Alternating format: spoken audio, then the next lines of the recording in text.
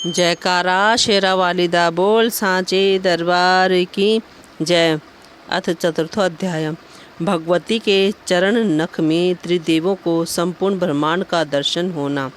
भगवान विष्णु द्वारा देवी की स्तुति करना।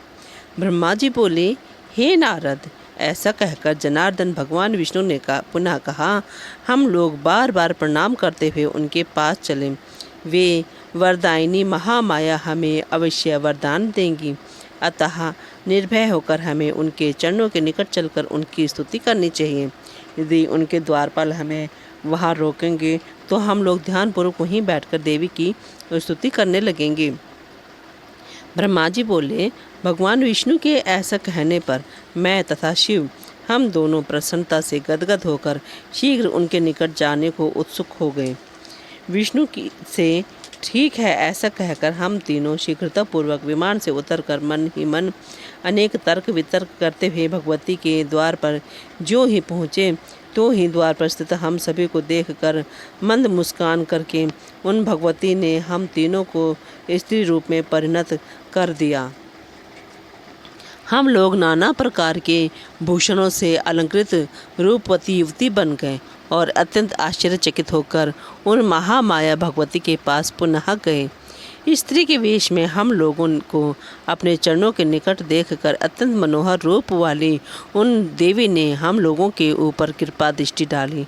उस समय महामाया भगवती को प्रणाम करके स्त्री वेशधारी तथा दिव्य वस्त्राभरण धारण किए हम तीनों परस्पर एक दूसरे को देखते हुए उनके सामने खड़े रहे।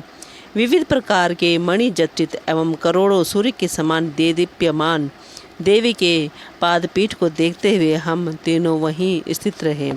उन महादेवी की हजारों सेविकाओं में से कुछ ने रक्त वस्त्र, कुछ ने नीले वस्त्र और कुछ ने सुंदर पीत वस्त्र धारण कर रखे थे।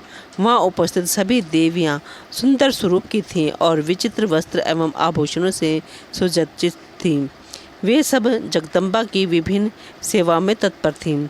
उनमें से कुछ गा रही थीं, कुछ नाच रही थीं और कुछ स्त्रियां हर्ष के साथ वीणा तथा मुखवाद्य बजाती हुई अन्य सेवाओं में संलग्न थीं।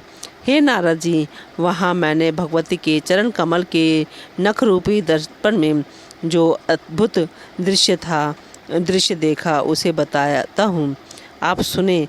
वहाँ मुझे समस्त स्थावर जंगमात्मक ब्रह्मांड में ब्रह्मा, विष्णु, शिव, वायु, अग्नि, यम, सूर्य, वरुण, चंद्रमा, विश्वकर्मा, कुबेर, इंद्र, पर्वत, समुद्र, नदियाँ, गंधर्व, अप्सराएं, विश्वावसु, चित्रकेतु, श्वेत चित्रांगद, नारद, तुम्बुरु, हा हु, दोनों अश्विनी कुमार, अष्टवसु, साध्य, सिद्धगण, पितर, शेष आदि नाग, सभी किन्नर, उरग और राक्षसगण दिखाई दे रहे थे।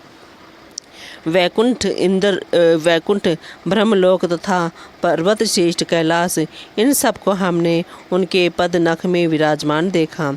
उसी में मेरा जन्म स्थान कमल भी था और मैं चतुरानन उस कमल कोश में बैठा हुआ था। मधु कैटभ नाम के दोनों दानव तथा शेषशायी महाविष्णु भी उसी में विराजमान थे। ब्रह्मा जी बोले, इस प्रकार परमेश्वरी के चरण कमल के नख में स्थित ये सारा दृश्य मुझे दिखाई दिया, जिसे देखकर मैं चकित रह गया और मन ही मन सोचने लगा, यह क्या है। मेरे ही समान विष्णु और शिव भी वहाँ आश्चर्यचकित होकर खड़े थे। उस समय हम तीनों ने समझ लिया कि समस्त जगत की जननी ये ही महादेवी हैं। इस प्रकार अमृत में एवं कल्याण में उस द्वीप में अनेक प्रकार के अद्भुत दृश्य देखते हुए हमारे 100 वर्ष व्यतीत हो गए। वहाँ की प्रसन्न वदना एवं विचित्र अलंकारों से अलंकृत देवियाँ हम तीनों को अपनी सखियाँ समझती थीं और हम लोग भी उनके स्नेहपूर्ण सद्व्यवहार से मुग्ध थे तथा उनके मनोरम भावों को देखकर अति प्रसन्न थे। एक बार नारी रूप में स्थित भगवान विष्णु महादेवी भगवती श्री भुवनेश्वरी की स्तुति करने लगे। श्री भगवान बोले, प्रकृति एवं विधात्री देवी को मेरा निरंतर नमस्कार है। कल्याणी, कामप्रदा, वृद्धि तथा सिद्ध देवी को बार बार नमस्कार है। सच्चिदानंद रूपिणी तथा संसार की योनि स्वरूपा देवी को नमस्कार है। आप पंचकृत्या विधात्री तथा श्री भुवनेश्वरी देवी को बार बार नमस्कार है। समस्त संसार के एकमात्र अधिष्ठात्री तथा कूटस्थ रूपा देवी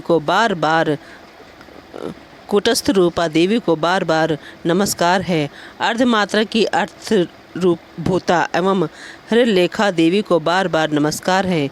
हे जननी, आज मैंने जान लिया कि ये समस्त विश्व आप में समाहित है तथा संपूर्ण ब्रह्मांड की सृष्टि एवं संहार भी आप ही करती हैं। इस ब्रह्मांड के निर्माण में आपकी विस्तृत प्रभाव वाली शक्ति ही मुख्य हेतु है। अतः मुझे ये ज्ञात हो गया कि आप ही संपूर्ण लोक में व्याप्त हैं। इस सत्य एवं असत संपूर्ण जगत का विस्तार करके उस चिद ब्रह्म पुरुष को यथा समय आप इसे समग्र रूप से प्रस्तुत करती हैं। अपनी प्रसन्नता के लिए 16 तत्वों तथा महदादि अन्य 7 तत्वों के साथ आप हमें इंद्रजाल के समान प्रतीत होती हैं। हे जननी, आपसे रहित यहाँ कोई भी वस्तु दिखाई नहीं देती। आप ही समस्त जगत को व्याप्त करके स्थित रहती हैं। बुद्धिमान पुरुषों का कथन है कि आपकी शक्ति के बिना वह परम पुरुष कुछ भी करने में असमर्थ हैं। आप अपने कृपा प्रभाव से संसार का कल्याण करती हैं। हे देवी, आप ही अपने तेज से सृष्टि काल में संपूर्ण जगत को उत्पन्न करती हैं तथा प्रलय काल में इसका शीघ्र ही संहार कर डालती हैं। हे देवी, आपके वैभव के लीला चरित्र को भली भांति जानने में कौन समर्थ है। हे जननी, मधु कैटभ नामक दोनों दानवों से आपने हमारी रक्षा की है। आपने ही हम लोगों को अपने अनेक विस्तृत लोक दिखाए तथा अपने अपने भवन में हमें परमानंद का अनुभव कराया। हे भवानी, यह आपके दर्शन का ही महान प्रभाव है। हे माता, जब मैं विष्णु, शिव तथा ब्रह्मा भी आपके अपूर्व चरित्र को जानने में समर्थ नहीं हैं, तब अन्य कोई कैसे जान सकेगा। हे महिमामयी भवानी, आपके रचे हुए इस ब्रह्मांड प्रपंच में न जाने कितने ब्रह्मांड भरे पड़े हैं। हम लोगों ने आपके इस लोक में अद्भुत प्रभाव वाले दूसरे विष्णु, शिव तथा ब्रह्मा को देखा। हे देवी, क्या वे देवता अन्य लोकों में नहीं होंगे। हम लोग आपकी इस अद्भुत महिमा को कैसे जान सकते हैं। हे जगदम्ब, हम लोग आपके चरणों में मस्तक झुकाकर यही याचना करते हैं कि आपका यह द्वैत स्वरूप हमारे हृदय में सदा विराजमान रहे। हमारे मुख से सदा आपका ही नाम निकले और हमारे नेत्र प्रतिदिन आपके चरण कमलों के दर्शन पाते रहें। हे माता, आपकी यह भावना हमारे प्रति सर्वदा बनी रहे कि ये सब हमारे सेवक हैं और हम भी सर्वथा आपको मन से अपनी स्वामिनी समझते रहें। हे आर्य, इस प्रकार हमारा और आपका माता पुत्र का अनन्य संबंध सर्वदा बना रहे। हे जगदम्बिके, आप समस्त ब्रह्मांड प्रपंच को पूर्ण रूप से जानती हैं, क्योंकि जहाँ सर्वज्ञता की समाप्ति होती है उसकी अंतिम सीमा आप ही हैं। हे भवानी, मैं पामर कह ही क्या सकता हूँ। आपको जो उचित लगे आप वह करें, क्योंकि सब कुछ तो आप ही के संकेत पर होता है। जगत में ऐसी प्रसिद्धि है कि ब्रह्मा सृष्टि करते हैं, विष्णु पालन करते हैं और रुद्र संहार करते हैं, किंतु हे देवी, क्या यह बात सत्य है। हे अजय, सच्चाई तो यह है कि आपकी इच्छा से तथा आपसे शक्ति प्राप्त करके हम अपना अपना कार्य करने में समर्थ हो पाते हैं। हे गिरिजे, यह पृथ्वी इस जगत को धारण नहीं करती है, अपितु आपकी आधार शक्ति ही इस समस्त जगत को धारण करती है। हे वरदे, भगवान सूर्य भी आप ही के आलोक से युक्त होकर प्रकाशमान है। इस प्रकार आप विराजा रूप से इस संपूर्ण जगत के रूप में सुशोभित हो रही हैं। ब्रह्मा, मैं विष्णु तथा शंकर, हम सब आपके ही प्रभाव से उत्पन्न होते हैं। जब हम नित्य नहीं हैं तो फिर इंद्र आदि प्रमुख देवता कैसे नित्य हो सकते हैं। समस्त चराचर जगत की जननी तथा सनातन प्रकृति रूपा आप ही नित्य हैं। हे भवानी, आपकी सन्निधि में आने पर आज मुझे ज्ञात हो गया कि आप मुझ पुराण पुरुष पर सर्वदा दया भाव बनाए रखती हैं, अन्यथा मैं अपने को सर्वव्यापी आदि रहित निष्काम ईश्वर तथा विश्वात्मा मान बैठता और अहंकार युक्त होकर सदा के लिए तमोगुणी प्रकृति वाला हो जाता। आप निश्चय ही सदा से बुद्धिमान पुरुषों की विद्या तथा शक्तिशाली पुरुषों की शक्ति हैं। आप इस मनुष्य लोक में कीर्ति, कांति, कमला, निर्मला तथा तुष्टि स्वरूपा हैं तथा प्राणियों को मोक्ष प्रदान करने वाली विरक्ति स्वरूपा हैं।